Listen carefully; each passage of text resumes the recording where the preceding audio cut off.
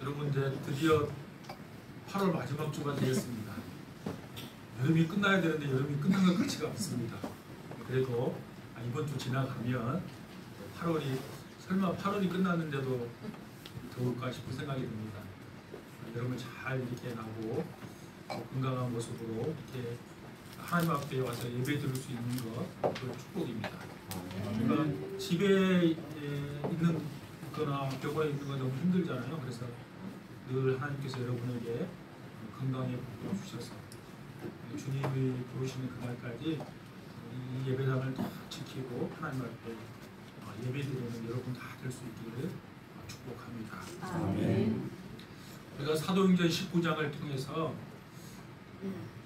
바울이 3차 전도 여행 가운데 3년 동안 복음을 전했던 에베소에 대해서 우리가 3번에 걸쳐서 말씀을 나눴습니다. 그로부터 10년이 지난 후에 사도 바울이 로마 감옥에서 쓴 편지가 에베소서입니다. 여러분, 에베소 교회는 사도 바울이 3차 전도 여행 중에 개척한 교회로 가장 오랫동안 머물면서 목회했던 곳이 바로 에베소 교회입니다. 그래서 아마 에베소 교회는 바울에게는 특별한 교회였을 것입니다. 에베소서는 바울 서신 중에서도 특별히 교회의 보물 창고라고 불립니다. 왜냐하면 다른 서신서와 다르게 교회의 문제를 해결할 목적으로 쓰지 않고 복음이 무엇인지, 교회가 어떤 존재인지, 성도들은 어떤 삶을 살아야 하는지 가장 체계적이고 깊이 있게 우리에게 가르쳐주기 때문입니다. 한번 제목을 한번 따라할까요? 하늘에 속한 신령한 복. 하늘에 속한 신령한 복. 여러분, 이 복은 오늘 아침에 우리가 비가 왔는데, 비가 내리면 믿는 사람 밭에만 비가 내리고 믿지 않는 사람은 안 내리고 그러지 않잖아요. 그러니까 비와 햇빛과 같이 모든 사람들에게 일반적으로 주시는 복이 아닙니다. 이것은 특정한 사람들에게 특별하게 주시는 복입니다.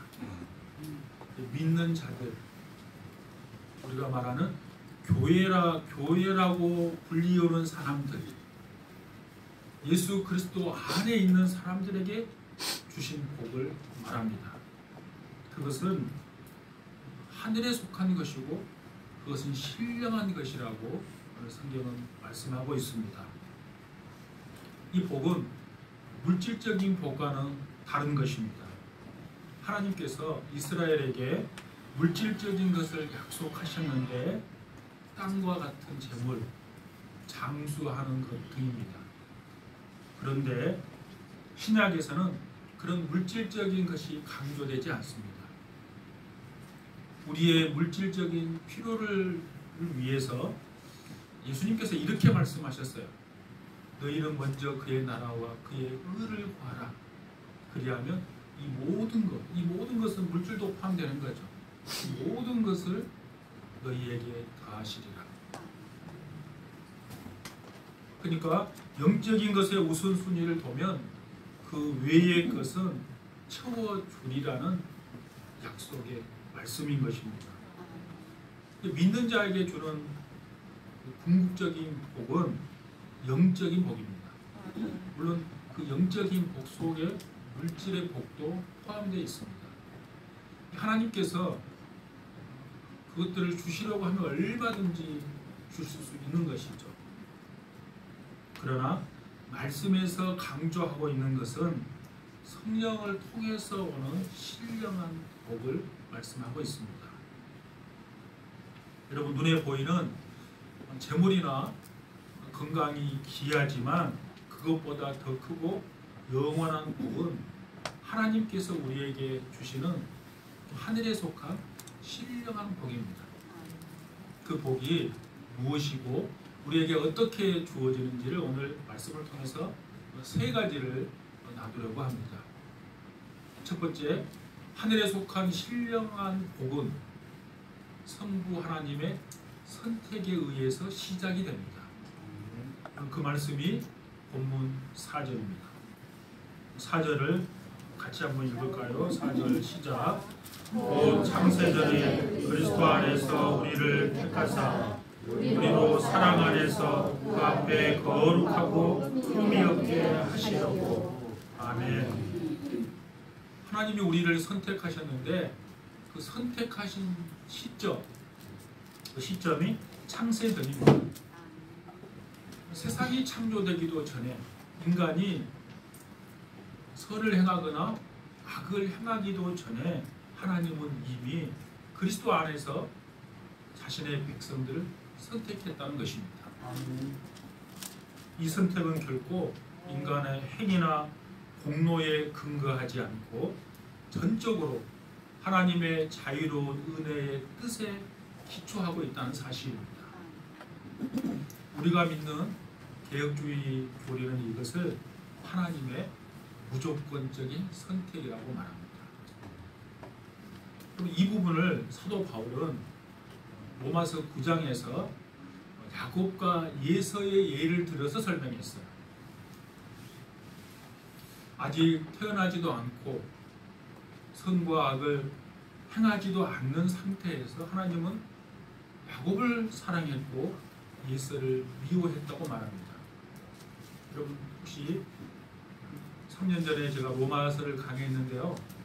로마서 이 부분을 제가 강의했을 때 혹시 기억하신 분이 있습니까? 이건 아주 중요한 부분입니다. 사랑했다 그 말은 제가 이 부분을 이렇게 설명했어요. 사랑했다 그것은 야곱을 선택했다는 말이에요. 여러분 인간적으로 생각해 보면 여러분 장자가 누구예요? 예서가 장자이기 때문에 장자를 선택하는 것이 당연한 것 같이 느껴지지만 하나님의 주권적인 은혜로 야곱을 하나님은 선택하십니다. 야곱이 특별히 의로워서가 아닙니다. 이것은 전적인 하나님의 기쁘신 뜻, 은혜 때문이었습니다. 우리도 마찬가지입니다. 우리를 선택할 때 우리가 뭐 특별해서 우리가 착해서 선택한 것이 아니라 하나님의 은혜로 우리 모두는 택하심을 입은 자녀가 되었습니다. 그리고 기독교 역사 가운데 많은 중요한 인물들이 있는데 그 중에 대표적인 한 사람이 바로 어거스틴입니다. 어거스틴은 청년 시절에 청년들이 저지를 수 있는 모든 죄를 다 저질렀다고 생각합니다. 술과 도박과 여자, 그냥 그 책을 보면 어떻게 그 시절에도 저렇게 방탕한 생활을 할 수 있을까? 대명사였습니다. 근데 그의 엄마 수산다가 정말 신실한 믿음의 사람이었잖아요. 얼마나 눈물을 흘리며 기도했을까요? 아마 그 기도 덕분으로 그 기도의 뜻을 따라서 그 어느 순간 자기도 모르게 이끌려서 성경을 펴서 읽게 됩니다. 그때 읽었던 말씀이 로마서 13장 13절 14절입니다. 그럼 그 말씀 핵심 내용이 뭔가 하면 방탕한 생활을 하지 말고 오직 예수 그리스도로 옷 입고 정욕을 위하여 육신의 일을 dom하지 마라. 그 말이 14절, 13절, 14절 핵심이에요. 그 말씀을 딱 가슴에 입고 꽂혀지는 순간 그는 그 자리에서 무릎을 꿇습니다. 그리고 회개합니다. 그리고 하나님께 부름을 받았을 때 그는 비로소 깨닫게 됩니다. 아, 내가 하나님을 찾은 것이 아니라 하나님이 나를 선택했다는 사실을 그는 깨닫습니다. 선택의 교리는요, 성경에서부터 쭉 이어졌는데 그걸 정립한 대표적인 사람이 바로 어거스틴입니다. 성도 여러분, 하나님의 선택은 우리의 자격이 아니라 하나님의 은혜에서 시작이 됩니다. 그렇다면 선택의 목적이 무엇이겠습니까? 거룩하고 흠이 없게 하는 것이었습니다. 여러분 에베소서 2장 3절에 보시면 우리는 본질상 진노의 자녀였다고 말하고 있습니다. 그런데 예수 그리스도 안에서 우리 모두는 거룩한 존재가 되었습니다. 저와 여러분이 거룩한 존재가 되지 않았다면 하나님의 심판의 대상이 되었을 것입니다. 그러니까 우리가 심판의 대상이 되지 않도록 하나님은 우리를 불러주셨어요. 그 선택의 결과가 무엇입니까? 그럼 바로 양자됨입니다. 그럼 본문 5절을 다시 보십시오.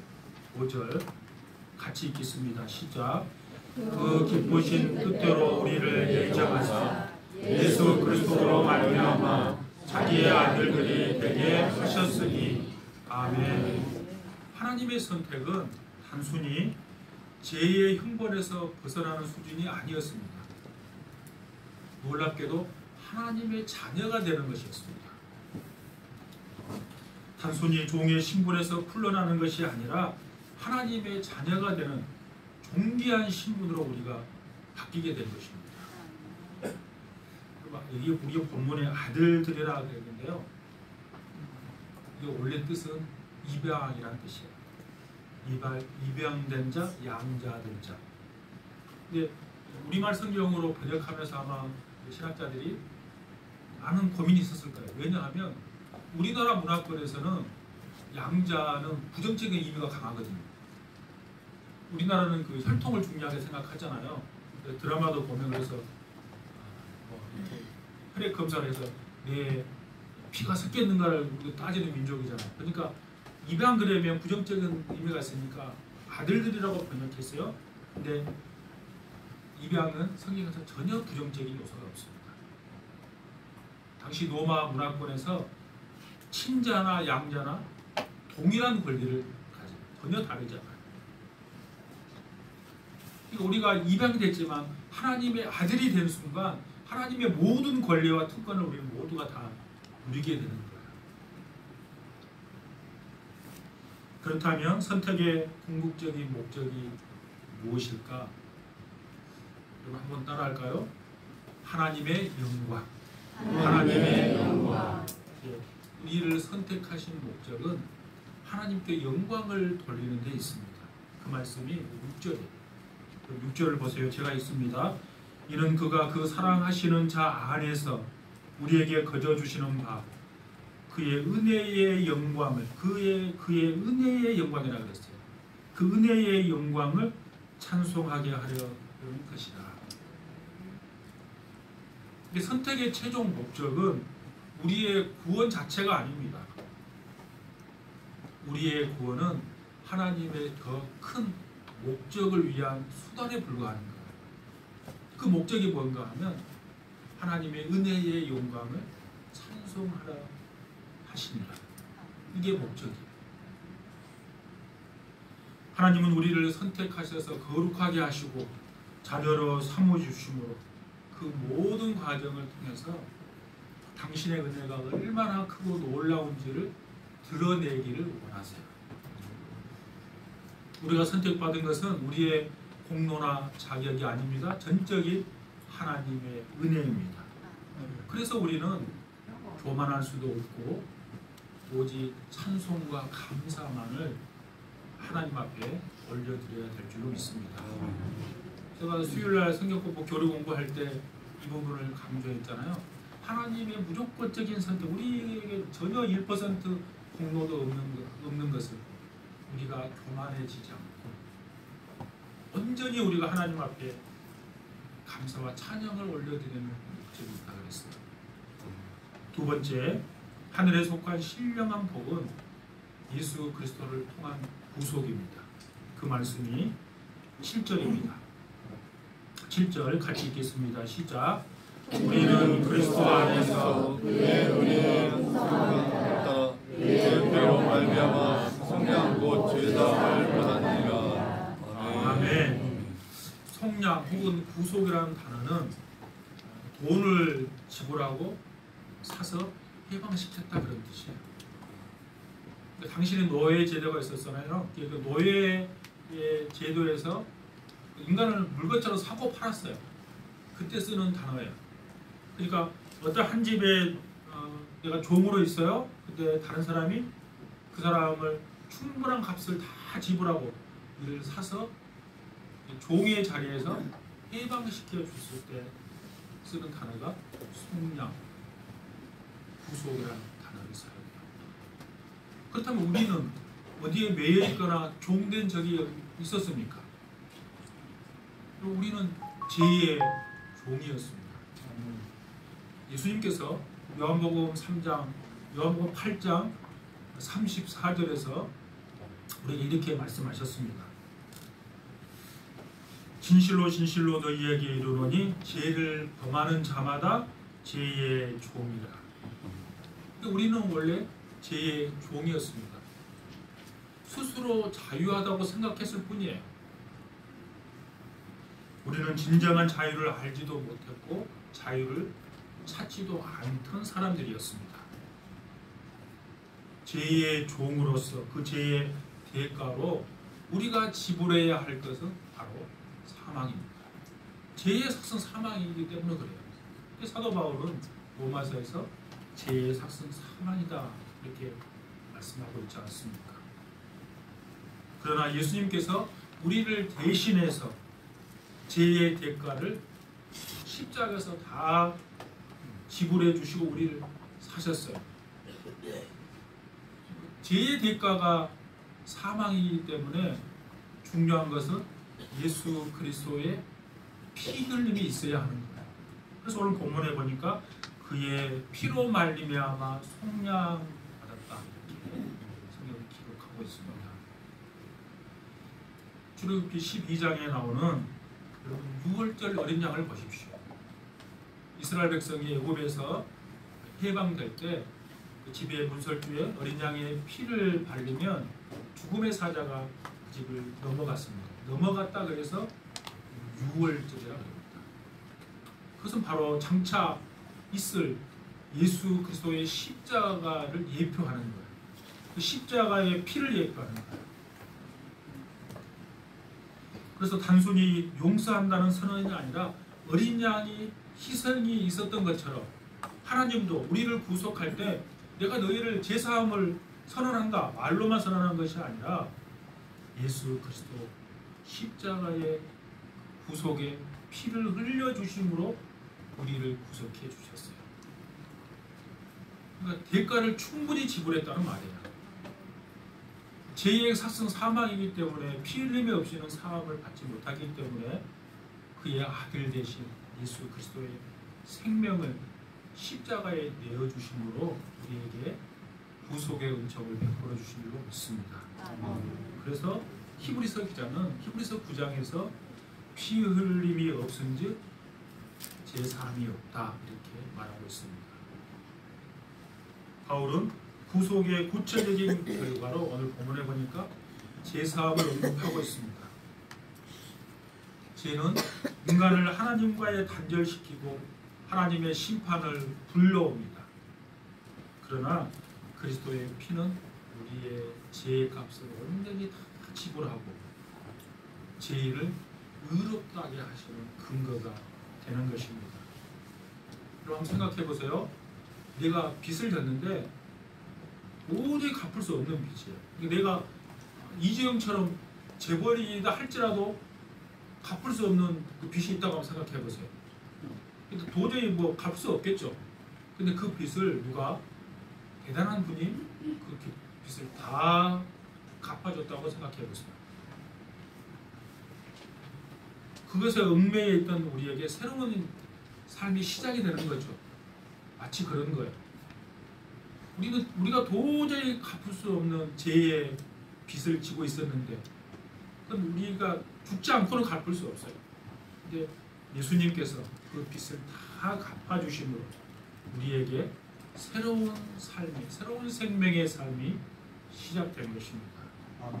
그러므로 우리는 그리스도의 피값으로 사신 자녀답게 이제 죄의 종으로 사는 것이 아니라 자유인으로 살아가야 될 줄로 믿습니다.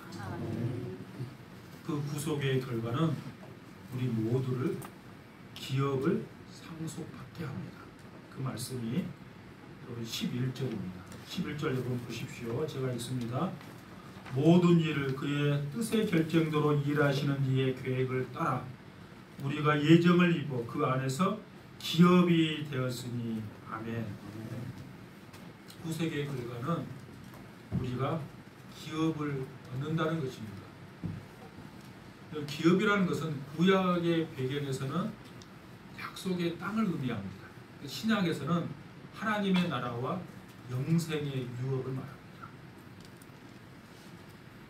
우리는 값없이 용서받은 자이면서 동시에 모두는 다 미래의 상속자입니다.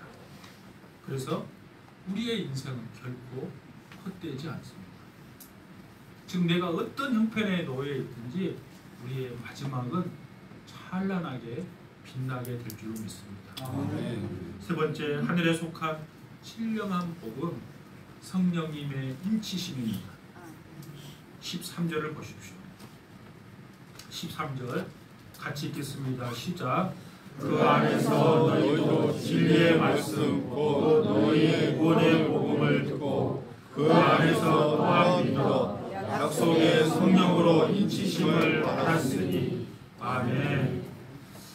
성령의 인치심은 고대 사회의 어떤 문서나 소유물의 도장을 딱 찍어서 주인과 그 소유를 확정하는 의미입니다.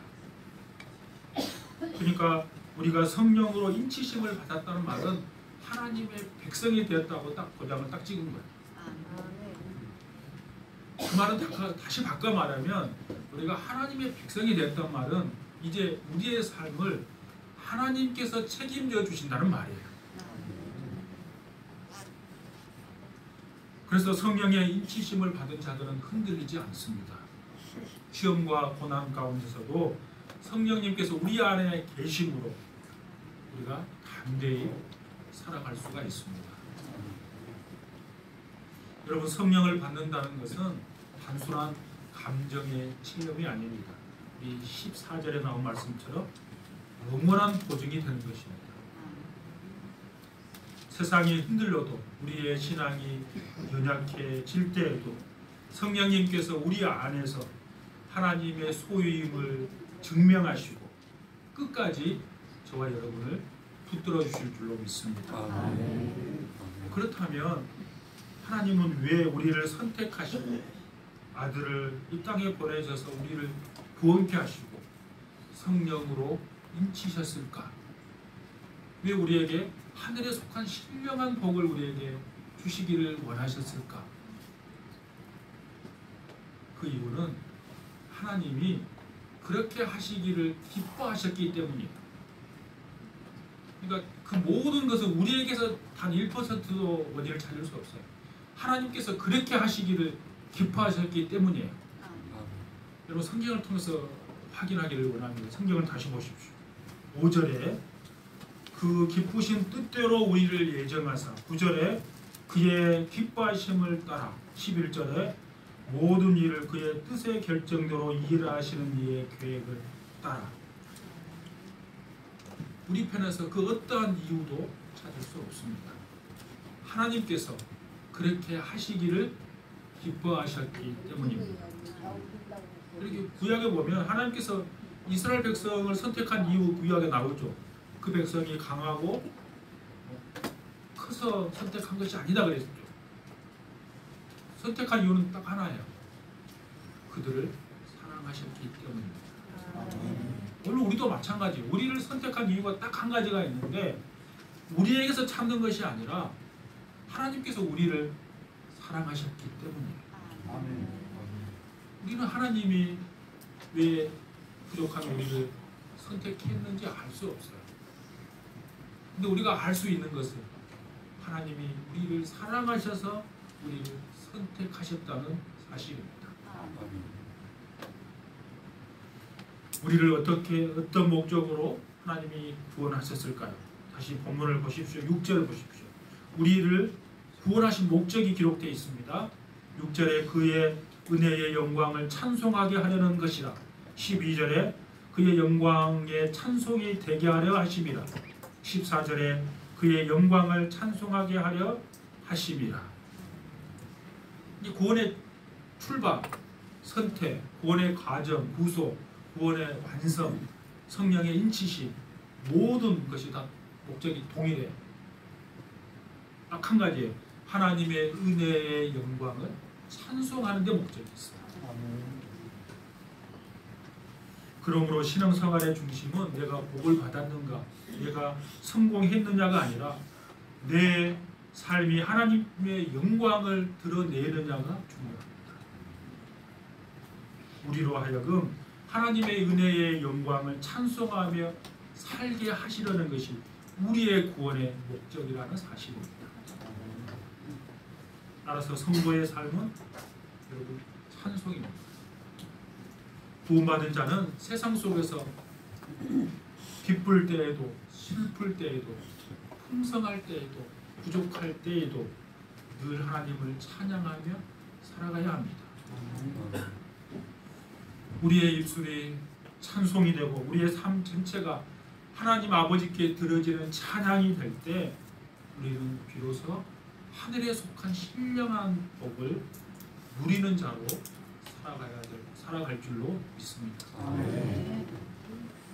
오늘 이 은혜를 다시 붙들고 우리 각 사람의 삶의 결론이, 교회의 역사의 결론이, 우리 가정의 이야기 모두가 하나님께 영광, 오직 찬송이 되기를 축복합니다. 이 시간 그리스도 안에서 내가 어떤 존재인지를 다시 한번 비춰볼 수 있기를 원합니다. 하나님께서 어떻게 여러분을 선택하셨는지, 예수님께서 왜 우리를 위해서 십자가에서 피 흘러 주셨는지, 성령님이 어떻게 구원을 인치시는지를 우리가 알고 이 모든 것이 하나님의 은혜의 선물임을 깨달을 때 우리는 더 이상 내 자신을 주장하지도 않고 이 땅에서 가난뱅이처럼 살지도 않습니다. 그리스도 안에서 우리는 충분히 부한 자들이기 때문입니다. 우리가 감당할 수 없는 복을 우리는 이미 받은 사람들입니다. 그러므로 이 땅에서 우리가 이 복을 전하고 거룩한 백성으로 내 전생의 삶을 통해 하나님께 영광을 돌려드리고 찬양하며 살아가는 저와 여러분 될 수 있기를 축복합니다.